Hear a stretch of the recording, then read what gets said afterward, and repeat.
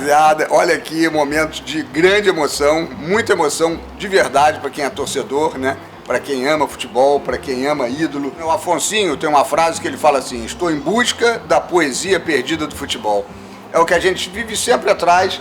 E esses dois aqui, Parreira estava citando Carlos Drummond de Andrade, para mim, vocês dois fazem parte da poesia do futebol.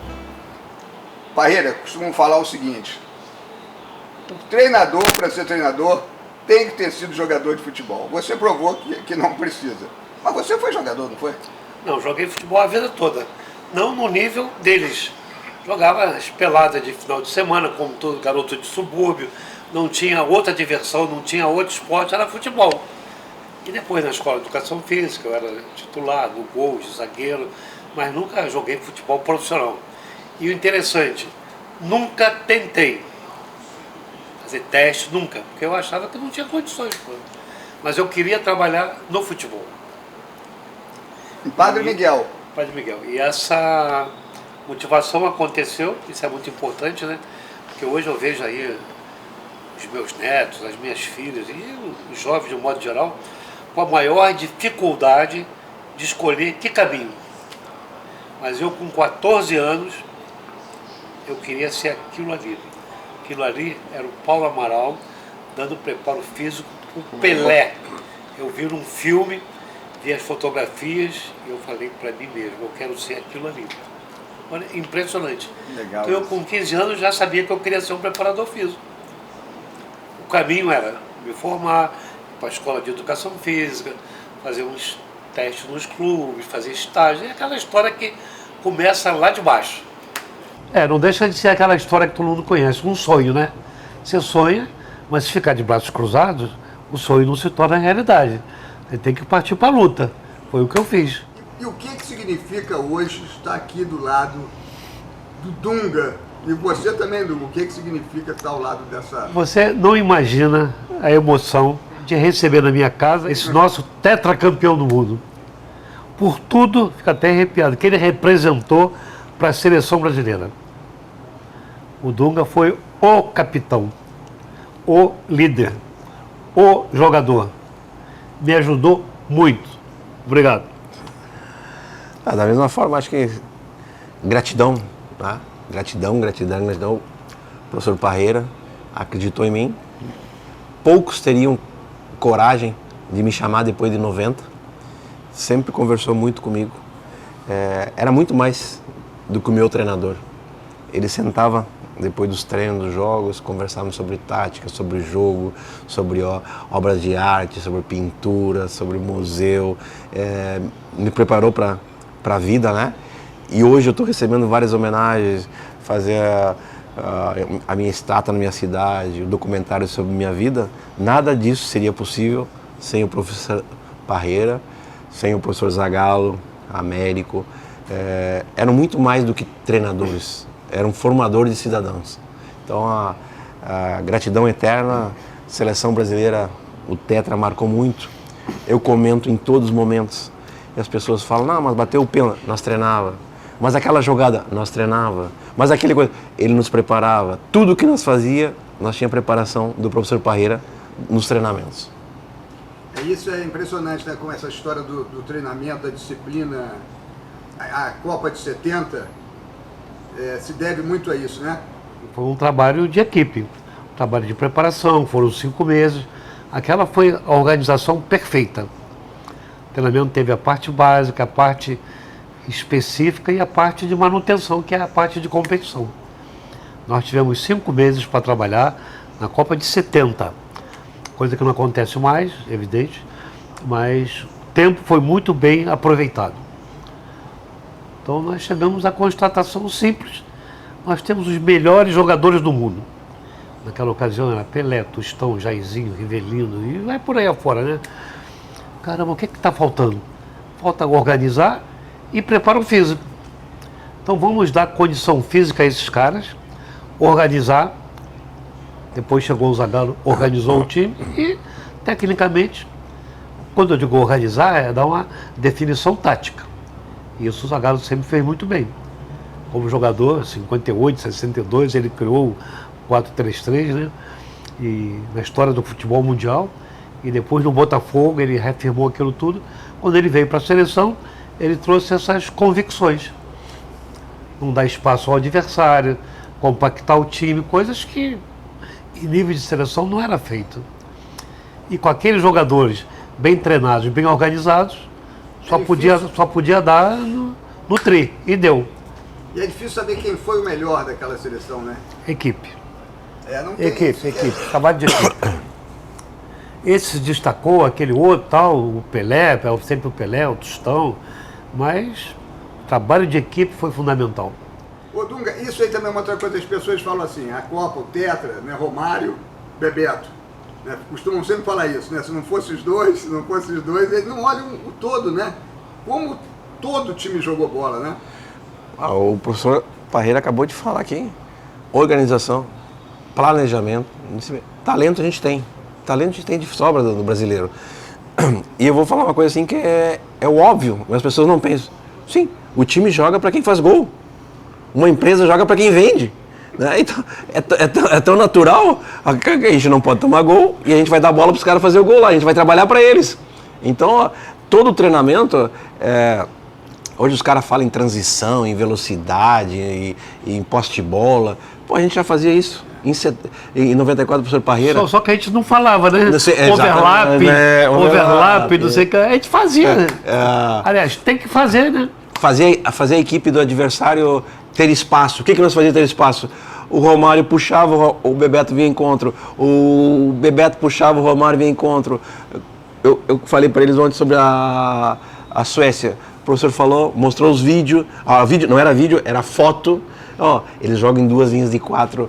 É muito difícil deles errar, não sei o que. A gente tem que insistir. O Zinho tem que entrar atrás. O Mazinho tem que entrar. O Bebeto tem que puxar. O Romário insiste que em algum momento eles vão errar. É difícil, mas vamos insistir, vamos lá. Então ele dava confiança. Sabia o que estava transmitindo para todos da equipe. A gente sabia aonde um ia jogar. Todo mundo hoje fala uma coisa diferente. Tática e sistema é diferente. Sistema é 4-4-2, 4-3-3, não sei o quê. Mas a tática do jogo. Então o professor nos preparava para o jogo. Quais as deficiências do time adversário? O sistema é como os jogadores vão se posicionar no campo. E a tática é a dinâmica. Exatamente. É a movimentação. Aí entra o atacar e defender. Tem uma jogada tática que ninguém comentou, foi contra os Estados Unidos. Quando saiu o Leonardo, naturalmente era o Branco. O Branco vinha de lesão, o professor, em um segundo, botou o Cafu, que tinha um condicionamento físico maravilhoso, perfeito, não sei o quê, e falou, cada um tem que correr um pouquinho mais. Então as coisas são simples, não é descobrir a água, tem que entender o jogo. E são decisões assim, na hora. E é muito interessante que eu sou muito amigo dele até hoje, né, desde o Fluminense. O Branco ficou muito puto, ficou não sei o que lá e tal. Aí eu chamei ele.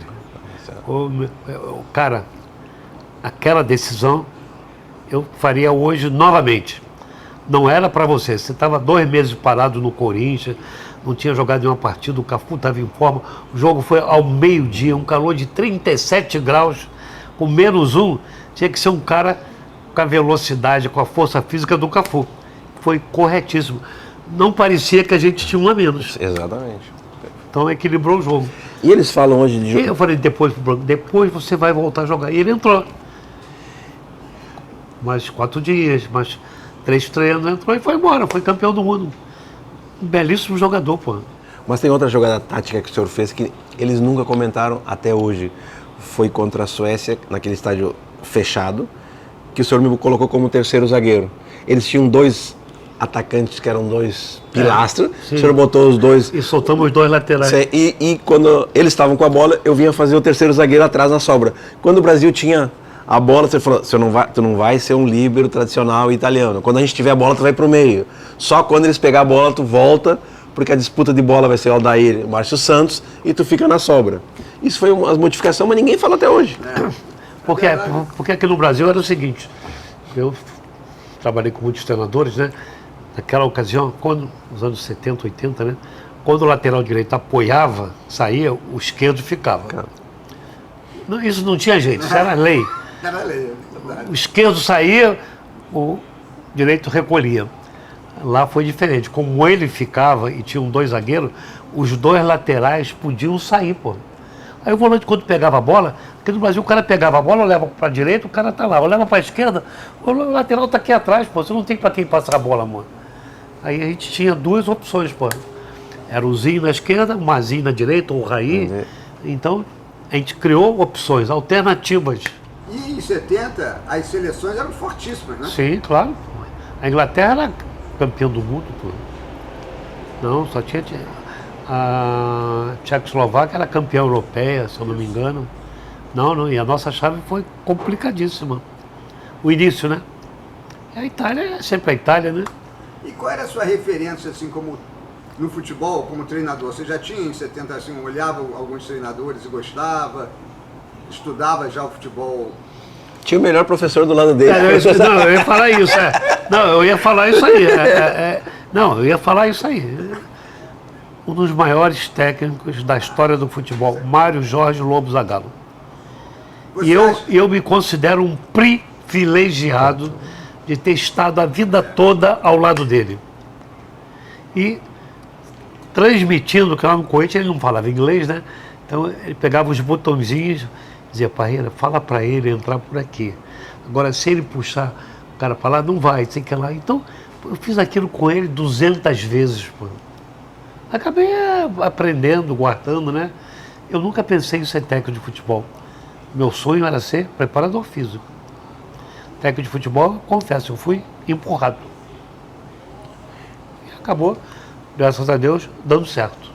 O senhor não vai lembrar, aqui eu vou lembrar.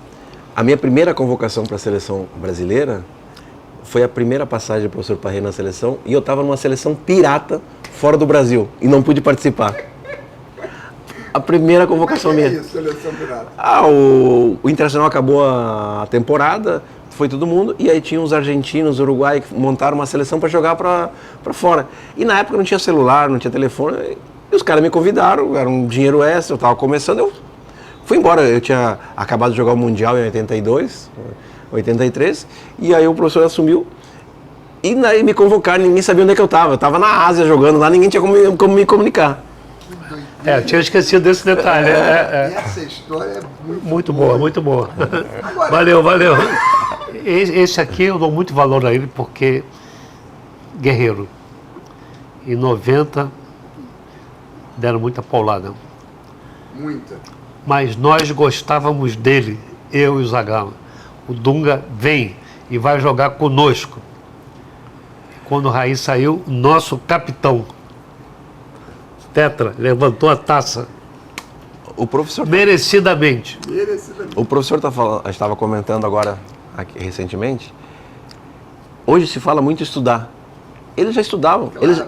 eles acompanhavam a seleção de 82. Entendeu? Os caras acompanhavam toda a trajetória. Quem foi campeão estudava tudo o que acontecia. Só que hoje é novidade. Estudo, já dá para ser treinador. Cara, todo mundo estuda. Todo mundo. O professor Parreira, com a Suécia ali, 2 linhas de 4, tá aqui, Só que não tinha câmera, era fotografia. Botava as fotografias, escrito ali, o Jairo, por escrito, as informações, tudo, e passava para nós. Então, e eu acho que uma das melhores coisas do professor Parreira, que nós treinávamos o que nós ia fazer no campo. Quando nós chegávamos, eu já sabia que estava passando o Branco, que estava vindo o Mazinho, que estava chegando o Romário, que estava chegando... Então, eu já dominava a bola, já meu corpo já estava... E aí hoje todo mundo fala assim, mas futebol bonito, futebol... Cara, futebol é defender e atacar. Então o professor lembra, todos os dias, 15 minutos, Mauro sai, Dunga entra, Mauro sai, entra. Sai o Jorginho, entra o Dunga, sai o zagueiro, entra, sai o Bebeto, vem o Romário. 15 minutos todo dia. Fazia 20 minutos, você treino tático. Até automatizar, né? Sim. Eu tenho livros antigos lá em casa, eu estava vendo outro do Tim, do Elba de Pádua. Que o título era O Estrategista, que todo mundo fala que ele era um grande estrategista, né, do futebol. Então, quer dizer, essa coisa de que basta botar o jogador dentro do campo que ele resolve, também não é bem assim, né? Não, tem que trabalhar. Olha, o sucesso não é fácil. Sim. Montar um time de futebol não é fácil. São muitas variações, muitas alternativas, muita coisa junta para acoplar naquele momento. Qualidade técnica, qualidade tática, motivação, ambiente, planejamento, é muita coisa envolvida. Decisão, coragem. Decisão. Coragem. O professor Parreira, a gente está conversando agora, quando ele me convocou, já era grato, depois de 90, né, que ele me convocar, ele chegou e falou para mim, imagina um treinador chegar e falar, eu jogo só com volante, tá? Eu não jogo com 2. Mas o meu volante é o Mauro Silva, eu trabalho com ele, mas se o Mauro, eu vou te colocar. Mas aí depende da aproveitar as oportunidades. Nós jogamos contra o Milan um puta de um time com jogadores fantásticos, 10, 15 jogadores de seleção. Eu ia mencionar isso agora, legal. E aí ele colocou dois volantes. Falei, é minha chance de mudar a ideia do treinador, de ver que ele tá... Aí, Foi exatamente isso. Eu tive que dar uma opção para ele, eu tinha que ajudar ele a tomar uma decisão. Nós tínhamos uma excursão na Europa, naquela ocasião a seleção se reunia uma vez por ano, fazia 4, 5 jogos na Europa. Um desses jogos era contra o Milan, campeão europeu, tricampeão italiano, tinha 8 jogadores da seleção italiana. Porra, os holandeses. Os holandeses todos, Raikkonen, não sei o que era. Van Basten, Gullit. Olha que timaço. Naquela semana, o Raí, não sei porque ele teve que voltar, se machucou, São Paulo exigiu, aí ele não estava jogando. Foi a primeira vez que nós jogamos com 2 volantes, Mauro e Dunga, contra o Milan. Esse Milan. Foi a primeira vez? Foi a primeira vez. Mauro Silva e Dunga. Fizemos um treino tático, só dava para um treino tático, período, né? Jogamos na Inglaterra, depois e ganhamos o jogo de 1-0. Pronto, acabou. Até a Copa, Mauro e Dunga. Consolidou. Foi planejado? Não foi. A necessidade de uma partida fez com que eu tomasse essa decisão. Ele entrou com o Mauro, foi a primeira vez que os dois jogaram juntos. Ganhamos o jogo contra o Milan, que era o Super Milan, naquela ocasião. E pronto, e ficou. Agora, Dunga, a sua melhor fase em clube foi no Inter? Você considera? Não, eu estava começando, estava muito maduro. Acho que eu tive uma boa fase no Santos, tinha uma boa no Vasco, aí fui para a Itália, pude aprender muito, né? E a minha fase na Itália era bom, porque eu gostava de entender como era o jogo, como jogava as características, tudo. E quando eu voltava para a seleção, encontrava o professor Parreira, a gente depois no jantar ou no lanche à noite, a gente começava a conversar como era o tipo de treinamento, qual é a formação tática, como é que os caras jogavam, tudo. E muito mais além disso, né? A gente falava de tática, o professor gostava de pintar, eu gostava na Itália de teatro, de ver o museu, tudo. A gente começava a construir não só o jogador, o cidadão também, né? O homem, né? E aí, nos clubes que você jogou, era sempre você sozinho ou tinha tipo o Mauro Silva? Geralmente é uma coisa muito estranha, tá? Porque em todos os clubes que eu joguei fora do Brasil, eu nunca fui o número 5, eu sempre fui o número 8. Eu sempre fui o homem de organizar o time. E no Inter eu comecei como 8 atacante, fazia muito gol. Aí eu fui recuando, Jair Pereira me botou de 5, porque tinha o Giovani, tinha o Gilmar, aí eu fui jogar o Mundial. E na Itália eu era o organizador. Porque tem várias características. Porque as pessoas ficam só olhando o futebol, a tática, sistema. Tem a personalidade do jogador. Então vou te falar uma coisa aqui que é interessante, né? Quando a Fiorentina jogava contra o Milan, eu era o cara que mais pegava na bola. Por quê? Porque os caras não queriam responsabilidade. Quando a Fiorentina jogava com o Ascoli, com o Pisa, com o Pescara, eu era o cara que menos pegava na bola. Porque eram times, né, mais da classe inferior. Então quando jogava contra a Milan, Juventus, né, era a grande oportunidade de eu aparecer. Porque ninguém queria a bola, e eu queria a bola. Então acho que isso também me ajudou a crescer, e quando eu vim para a seleção, me ajudou muito esse aspecto. Então, quer dizer, o Jair Pereira teve uma participação importante na sua carreira. Sim, ele me tirou de 8 para 5, porque eu era 8, fui no Sul-Americano 8, mas daí o Giovani chegou no Mundial, e aí ele veio conversar comigo, né? Tu sabe marcar, tu sabe passar, tu sabe... E eu vim depois. Na seleção de 94, não dá nem para para caracterizar ele, era um 8. Ficava ele e o Mauro Silva, mas na hora que nós tínhamos a bola, o Mauro ficava e ele ia lá para o meio do campo e ia embora. Perdia a bola, ele voltava, juntava com o Mauro no meio. O Mauro ficava e ele saía. Ele é muito humilde, tá? Porque eu tenho que ter gratidão a ele. Quando eu entrei no time, ele falou, tu não vai lá, porque era o Luiz Henrique que jogava, ia lá na ponta e voltava. Então, olha a inteligência, tu não vai lá na ponta que tu não tem velocidade, tu fica aqui no meio, tu vai em linha, tu volta com o Mauro sai, tu entra. Então, ele percebeu muito antes, e eu próprio, a minha função dentro do campo, como eu tinha que jogar. Entendeu? Ele me deu, aí, bom, eu tinha que jogar. Mas se eu entro sem a informação, sem a orientação, eu ia me matar, porque eu ia querer jogar lá na ponta, a mesma coisa que fazia o Luiz Henrique, que eu não tinha condição. Ele fazia aquele corredor muito bem. Não, mas fica tranquilo. Perdeu a bola, ele juntava junto com o Mauro no meio, cair pela direita, o Zinho pela esquerda, 2 linhas de 4. Bebeto e Romário na frente.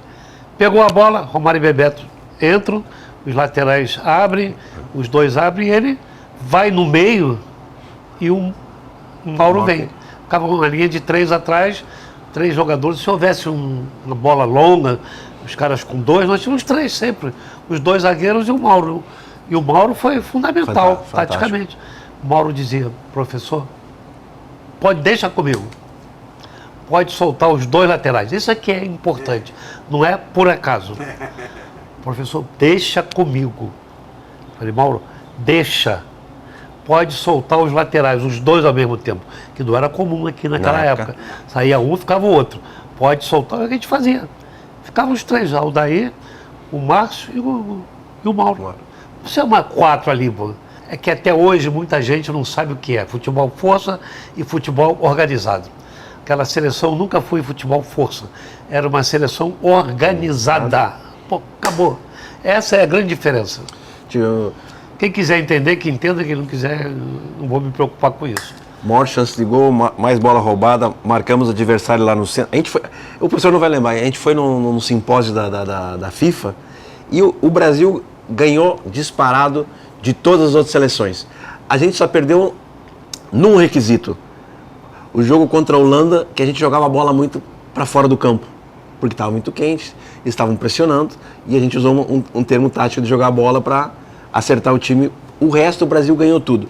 E aí, todo mundo questionava assim, não, mas o Brasil, futebol moderno, futebol arte, tem que jogar com 3 atacantes. E aí o professor, como sempre, inteligente, falou assim, tá, como jogava a tua seleção? Um atacante falou, não, mas tu tá falando que tem que jogar com 3? Como é que tu tá? Não, tu tá dizendo que o futebol ideal, o futebol arte é 3, se o teu joga só com 1. Entendeu?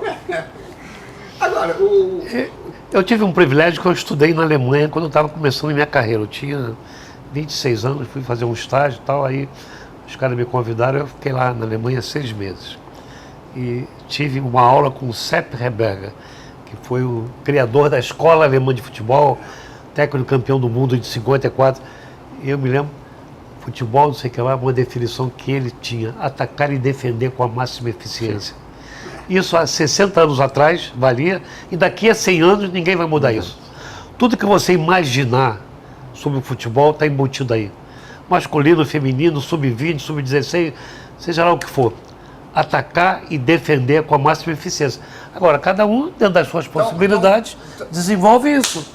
Então, talvez em 82 tivesse mais ataque, com mais eficiência do que a defesa, né? Porque... Equilíbrio. Eu ia falar, o que é que a gente busca? O equilíbrio. Equilíbrio, tem que equilibrar, não adianta. Não adianta só ofensivo, só defensivo. Tem que ter o equilíbrio, tem que saber atacar e defender. Aí que vem a máxima desse futebol alemão, atacar e defender com a máxima eficiência. Eu não conheço nada mais importante no futebol do que isso. Tudo que você imaginar, você embute aí. O professor passava uma coisa para nós assim, eficiência, erro zero, sem a bola, organização para marcar. Sem a bola, organiza. Com a bola, vai embora, cria, diverte, passa a jogada, tem as opções que a gente treinava, tudo.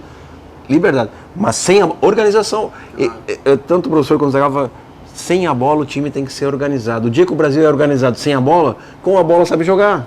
Isso, essa é a grande diferença. era naquela ocasião para nós. A gente, sem a bola, não sabia jogar. Quando a gente consegue organizar o futebol brasileiro sem a bola, a gente fica imbatível. Mas aí tem os sonhadores que acham que o futebol arte é desorganização, é sair de qualquer jeito.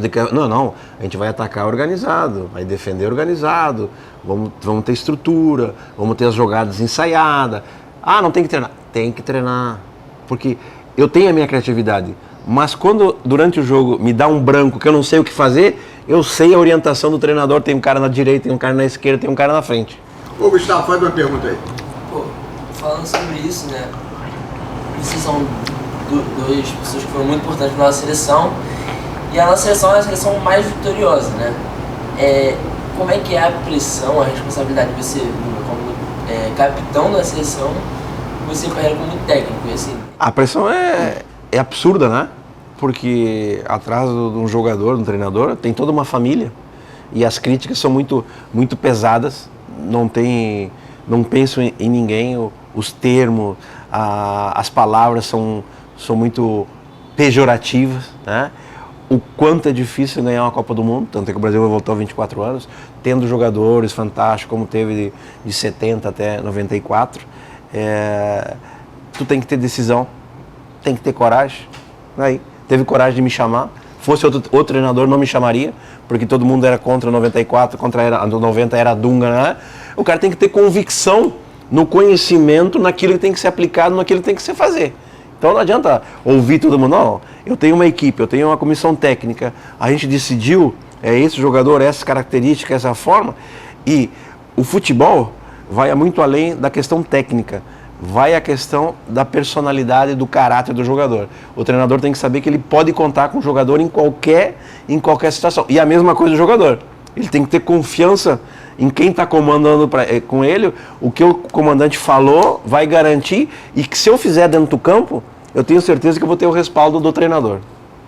E o Pelé era assim, o Pelé era esse jogador que ele contagiava o grupo pela dedicação, porque ele... Pelé, nós trabalhamos pela primeira vez juntos em 70. Foram 5 meses. Aquela ocasião podia. Até a final da Copa, 5 meses. O Negão, que Deus o tenha, foi um exemplo. Eu tenho a maior admiração por ele. Não faltava treino, não se machucava, se empenhava, era um negócio impressionante. Liderava os caras, dava esporro, falava, era um líder. E quando ele jogava, fazia diferença. Então, Pelé, eu tenho a maior admiração. Ô, Dunga, quem foi sua referência assim, no futebol, quando você era garoto, que você adorava? Não, eu tinha... uma baita pergunta. Eu tinha adoração pelo Falcão. Só que eu não podia jogar com o Falcão. O Falcão é um jogador elegante, um jogador clássico, eu sou um jogador mais de força. Só que tem o talento nato e o inato. Eu tenho talento. Eu tinha que treinar para fazer as coisas que o Falcão. Eu tinha meu ídolo, eu falei, eu tenho que chegar mais próximo que ele. Se ele cabeceia, eu tenho que cabecear. Se ele chuta de falta, eu tenho que chutar. Se ele faz... Onde é que ele jogou? Jogou na Itália, jogou na seleção, eu quero jogar. Eu quero ver até onde que eu vou para competir com o meu ídolo. Entendeu? Era o meu objetivo. Mas eu não podia ser uma cópia do Falcão, porque não era no meu patamar. Em cima daquilo que o professor falou, no Brasil as pessoas falam, quando o time é organizado, é defensivo. Pega o Fluminense do professor Parrega, pega o time do Zagallo de 98, pega o Corinthians, quantos gols fez? A seleção de 70 gols, Dunga, 70. Era uma coisa sem o Zagallo. Outra certo. Totalmente com o Zagallo. Verdade. Não mudou, ele organizou. Principalmente sem a bola. Certo. Com a bola, vai falar o que pro Pelé? Vai falar o que pro Rivelino? Mais ou menos tem uma jogada ou outra estudada, certo. Falada, mas 70% é liberdade com a bola. Agora, sem a bola, 100% organizado. Isso aí o Zagallo era um grande detalhista. E eu aprendi com ele. Porque as pessoas não entendem, se o nosso time tiver organizado sem a bola, o momento que o adversário perder a bola é o momento que tem os espaços para atacar. E isso que o professor Parreira passava para nós. Quando roubar, já sabe onde é que se movimentar, já tinha os espaços. Quando eu tenho a bola, eu não tenho muito espaço. Quando o outro time tem a bola, quando ele errar, é o momento que eu vou ter que ter espaço. Então eu não posso eu tenho que já definir o que eu vou fazer. Tem que aproveitar. Tem que aproveitar. Ô pai, como é que você começou a gostar de pintura? Isso desde criança. É mesmo?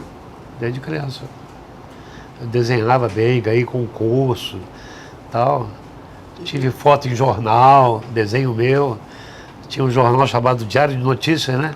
Isso. Uma vez eu mandei para lá um desenho e o cara falou: Carlos, você tem talento, quem sabe você não seja um Portinari, tá? Não, eu sempre gostei de desenhar. E depois aprendi a pintar. Depois aprendi a pintar com um amigo meu, que é um grande pintor, Romanelli. Romanelli, Ele me ensinou a pintar. Olha, depois de tanto tempo, ter esse cara aqui do meu lado, na minha casa, é um privilégio enorme. Quando eu me refiro ao Dunga, é sempre com admiração.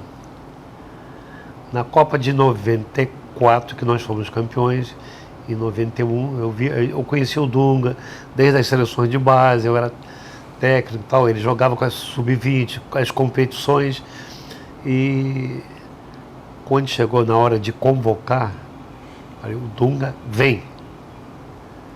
Recebemos muitas porradas, não me arrependo nada. Ele terminou como nosso capitão, levantou a taça e eu fico muito feliz por isso, que ele teve uma carreira, ele fez por onde merecer aquele momento. Quantas pessoas no mundo tiveram esse privilégio de levantar uma taça e dizer, eu sou um campeão do mundo. Ele teve, eu fico muito feliz. Sim, o título é importante, ganhar a Copa do Mundo é importante, mas quanto é importante as amizades, o respeito pelas pessoas que a gente conviveu junto, aprendeu, sofreu junto, teve dificuldade, ultrapassou. O professor Parreira sempre falou uma frase assim, amigos para sempre. Lindo isso. Não tem aquela música, Amigos para Sempre? Eu levei aquele disco para lá, essa Copa nós vamos ganhar e seremos amigos para sempre. E botamos aquela música, até hoje eu me lembro. Capitão, thank you. Thank you.